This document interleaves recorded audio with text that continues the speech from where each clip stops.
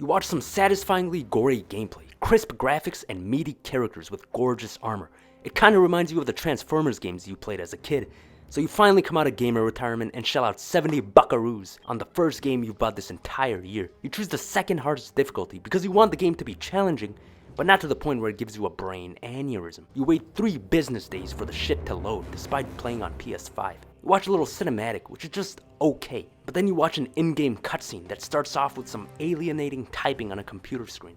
This is not an interesting way to start a game off, but you're being a nitpicky, impatient bastard for bearing a boring-ass intro. You're quickly rewarded with eye candy. This is why you bought the game. Your character is thick, meaty, and manly. You're not playing as a bitch boy or other low-T character here, and the visuals are bomb. You get the hang of the shooting and the melee, which are both punchy. You can really feel the oomph, and your brain releases dopamine with each slash and shot. You're feeling pretty good about spending 70 buckaroos on this. You get to the first boss, and you're busting a nut to beat the bastard, but turns out you're supposed to die before the game can progress. Kinda lame, but it's okay. You watch another cutscene that just seems uninspired. The writing's generic and the characters are as bland as the most unseasoned of chicken breasts. Whatever, you didn't buy the game for the story. You knew this was gonna be a coconut dude bro type of game. You finished the intro and can now play co-op, but your PlayStation Plus subscription's expired. So you shell out another 10 buckaroos for a month's subscription to play online. You've got this juicy new armor that looks clean, but you're also looking forward to customizing and trying different kinds of badass armor. You plow through a few hours of the game, and so far you've only fought 2 enemy types, the headless chickens and the ugly arachnids. You've also activated at least 10 million of these switches to either open a door or ride an elevator. You've got these long loading screens while other games are able to load in 2 seconds.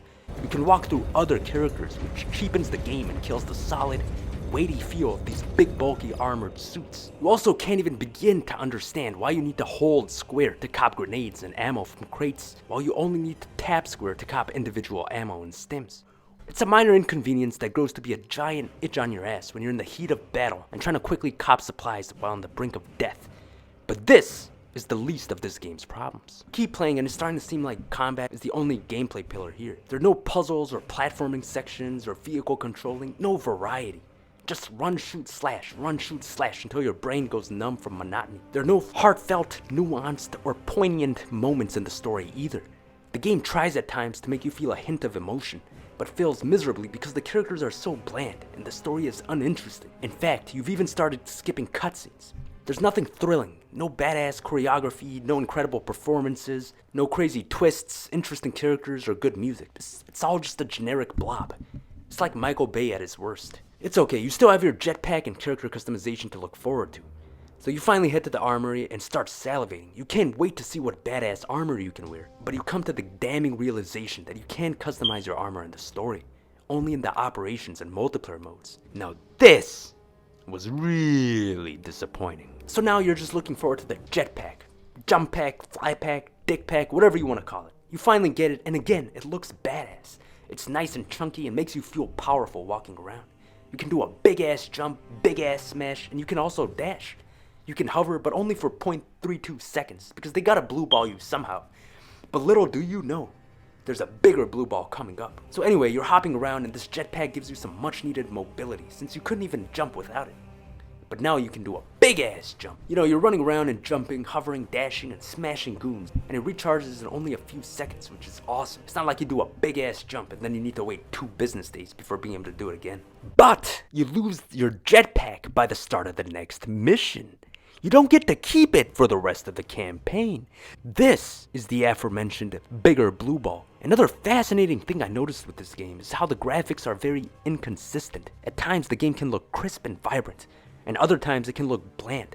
I don't know if it's the lighting or what. Compare this with a game like the Callisto Protocol, or Demon Souls, or Doom Eternal, where the graphics and level of detail and lighting are consistently spectacular throughout the entire game. Anyway, you need a break from the campaign, so you hop over to the so-called Operations mode, and turns out it's Operation bullshit. So you immediately switch over to the PvP multiplayer mode, and it's fun enough, but it's extremely basic. This is bare bones multiplayer with 0 new ideas. This would have been good about 15 years ago, but at this point, You've already played this a million times. After a single multiplayer match, you go back to the story. Now you're swarmed by a bunch of rats, in addition to the usual swarm of headless chickens and the few ugly arachnids peppered throughout. The motherfuckers are coming at you in the millions. You can barely make out what in tarnation is going on because the screen is so jam-packed with the goons that you almost spontaneously combust. You're at your wit's end with this game. In fact, the more you play it, the more you itch to go back and play Doom Eternal, because that game does everything that this game tries to do, and it does it about 1,000,000 times better with zero compromises. You have an intro that grabs you by the balls immediately. Music that goes much harder than anybody could have expected. Much better and more gripping execution of a similarly goofy cartoonish sci-fi story. Much more freeing movement. More numerous and better quality execution animations. Endless enemy variety. Consistently juicy visuals. Infinitely more interesting level design. Interactive environmental traps that spice shit up. More varied and interesting environments. Much better use of the sci-fi setting and theme. Hidden areas and collectibles. A much more distinct selection of weapons and robust upgrade system. Perfect supply copying system. Frequent sense of progression through upgrades, new weapon unlocks and abilities, and additional gameplay variety with platforming. So you quit the game, lick your financial wounds, and boot up Old Faithful.